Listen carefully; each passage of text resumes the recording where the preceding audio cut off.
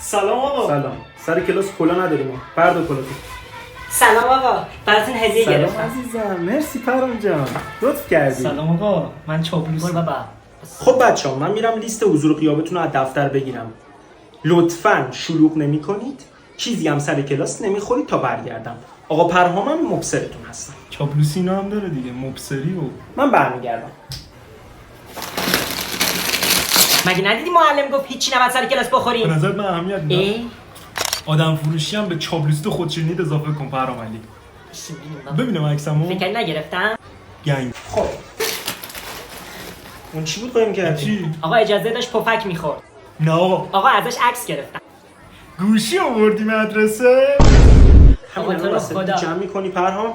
میری در دفتر. براتون هدیه همین که آوردم. گفتم. تو هم دفعه آخرت باشی چیزی می‌خوری سر من کلاس. اصلا نمیرم در دفتر. چه گو خوری ها؟